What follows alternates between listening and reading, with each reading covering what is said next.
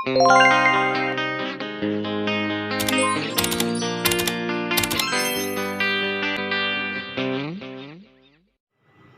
guys, perkenalkan nama saya Sri Wahyuni, NIM L011211047047 dari kelompok 12. Di sini saya akan menjelaskan tentang bagian-bagian pada ikan. Nah, yang pertama saya akan menjelaskan dan mempraktekkan cara mengukur panjang baku, panjang total, dan panjang cagak pada ikan.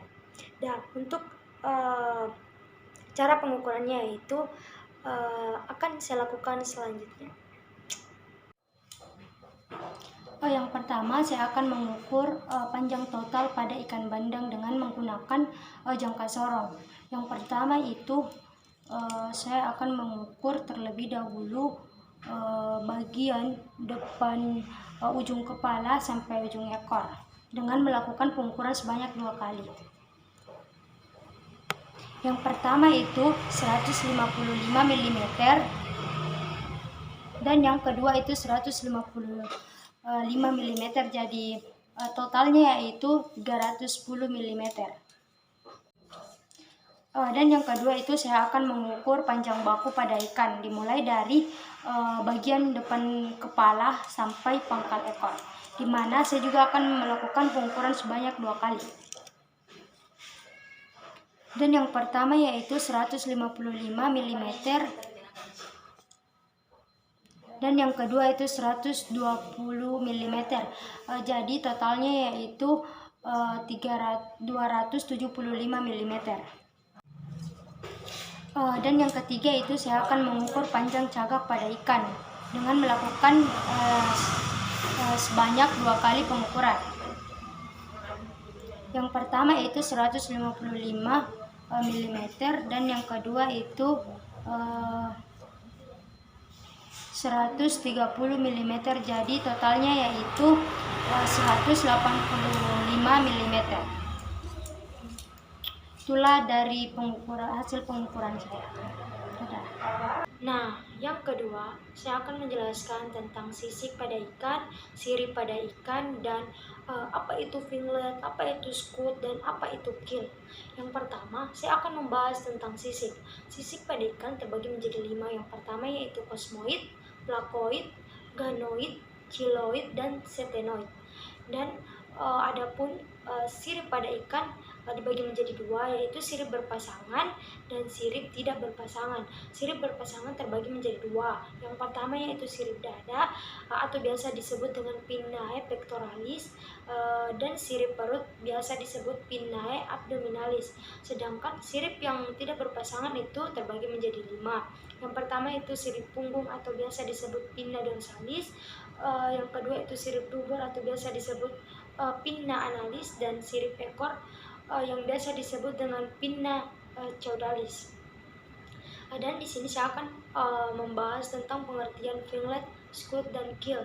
Yang pertama itu finlet. Finlet merupakan sembulan-sembulan kulit yang tipis dan pendek, umumnya terbentuk segitiga pada bagian ekor. Contohnya itu terdapat pada ikan cakalang. Sedangkan squid merupakan kelompok tebal yang mengeras dan tersusun seperti genting-genting yang terletak pada daerah perut ikan.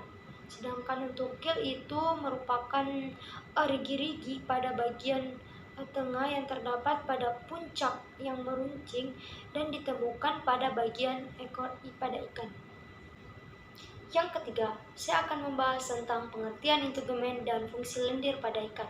Yang pertama, saya akan membahas tentang pengertian integumen, di mana integumen itu adalah bagian terluar tubuh ikan yang terletak paling luar yang terdiri dari kulit atau derivat-derivat lainnya. Sedangkan fungsi lendir pada ikan itu untuk dapat mengurangi gesekan, untuk dapat mencegah infeksi pada ikan, untuk dapat mencegah kekeringan, untuk dapat mempertahankan diri, membantu dalam proses reproduksi, dan yang terakhir itu untuk dapat osmoregulasi.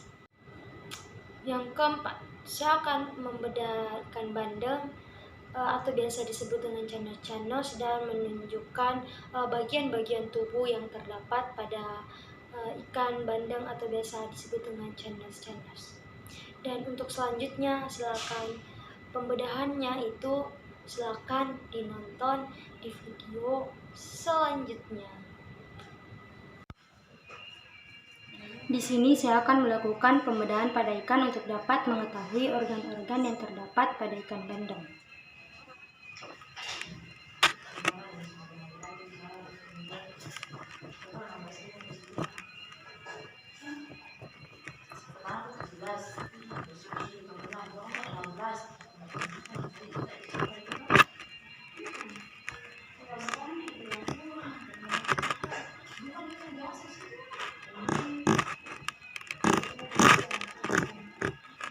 Dimana itu kita mengiris terlebih dahulu pada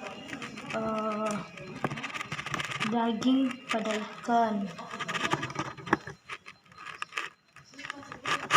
sampai pada mulai dari sirip dada sampai pada sirip perut.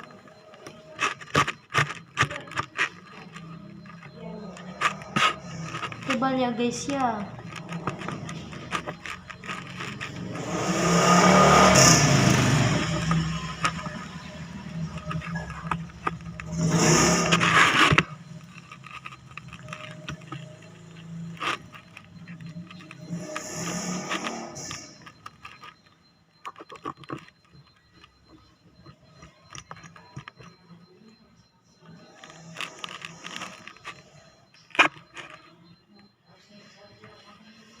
Nah, untuk dapat itu bagian lambung pada ikan. Kalau ini bagian usus. Kalau ini ada yang berwarna hijau itu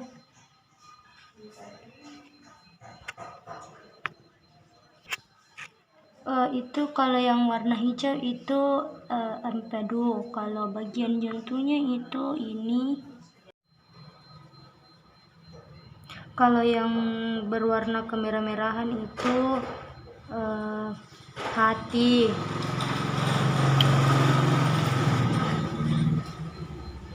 Ini juga ada yang berwarna kejauhan tapi saya nggak tahu namanya.